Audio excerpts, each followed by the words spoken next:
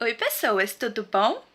Então, antes de começar o vídeo, eu queria falar que ele ficou todo embaçado, então desculpa. E a mensagem é legal, então eu peço paciência pra vocês. E assistam, espero que vocês gostem. E isso é muito esquisito, mas deixa seu like, compartilhe, pá.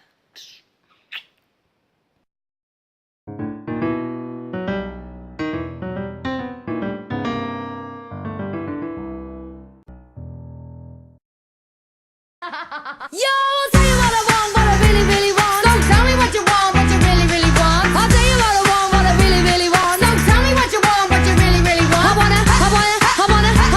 wanna really, really, really wanna zig a zig ah.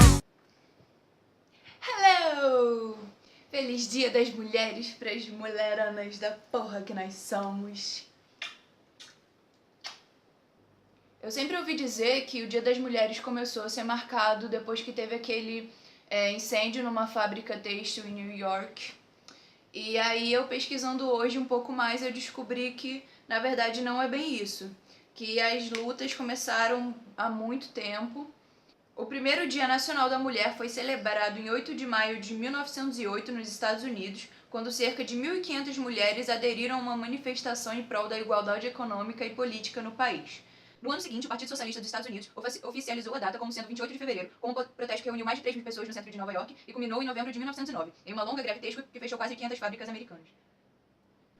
Com a Primeira Guerra Mundial, eclodiram ainda mais protestos em todo o mundo, mas foi em 8 de março de 1917, quando aproximadamente 90 mil operários manifestaram-se contra o czar Nicolau II, as más condições de trabalho, a fome e a participação russa na guerra, em um protesto conhecido como Pão e Paz, que a data consagrou-se, embora tenha sido oficializada como Dia Internacional da Mulher apenas em 1921. Então tem várias coisas aqui falando sobre. Só que o Dia das Mulheres não é só isso. A gente vê até hoje em dia que ainda a gente não tem muitos direitos que os homens têm. E a gente ainda tem que lutar muito para conseguir isso. Infelizmente, em pleno 2018, a gente vê muita coisa acontecendo. Muitas mulheres que recebem um salário muito inferior aos dos homens, exercendo a mesma profissão. E além disso, a gente, além de ter que lidar com essas coisas e com o cotidiano corrido, lidar com inúmeras coisas de casa, tarefas e trabalho e rotina de filhos e trânsito e compras e N coisas, a gente tem que lidar com assédio diário, cotidiano, e todas as mulheres passam por isso, infelizmente.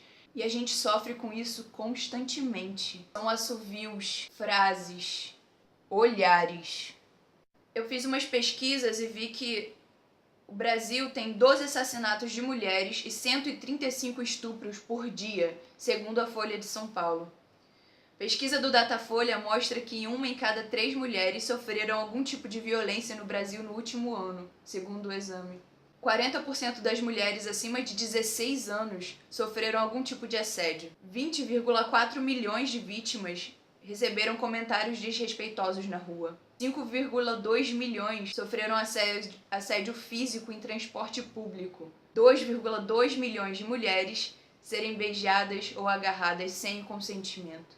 É um número absurdo. Então é muito homem achando que pode fazer isso com a gente, que tem esse direito. E vocês não têm, meninos. Não.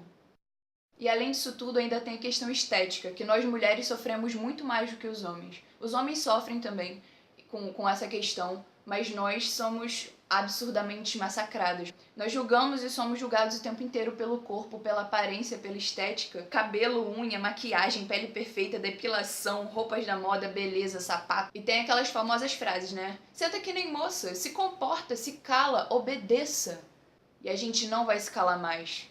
A gente não vai obedecer. A gente tem voz, a gente tem lugar. E a gente vai lutar por isso. E eu tô cansada de ser ensinada que nós mulheres somos rivais, que nós somos inimigas, que nós temos que lutar pelo olhar do homem. Isso é ridículo. Não é porque uma mulher é bonita que você deixa de ser. A gente tem que parar com esse pensamento pequeno que todo mundo coloca na nossa cabeça o tempo inteiro. Que durante todos esses anos fomos ensinadas a pensar assim. E não é bem assim.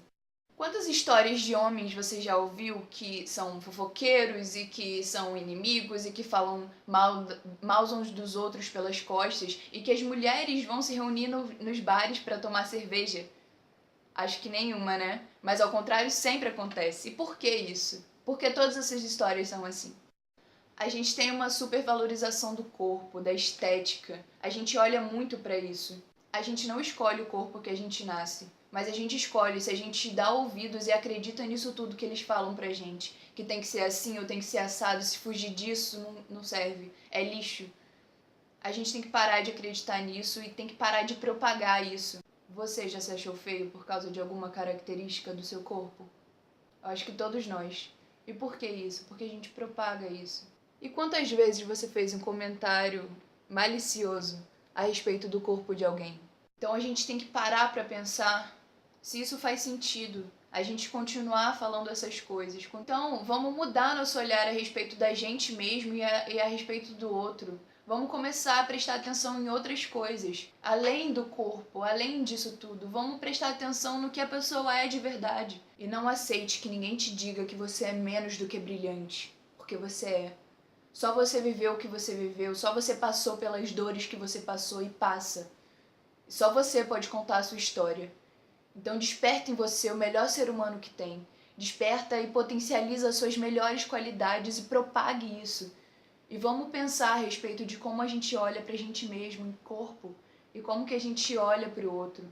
E o que a gente comenta a respeito disso, porque a gente nunca sabe o quanto aquela pessoa vai sofrer por causa de um comentário que às vezes pra gente é bobo, é inútil.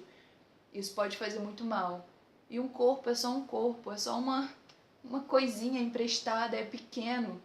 Vamos olhar para as outras coisas e vamos crescer isso e propagar isso.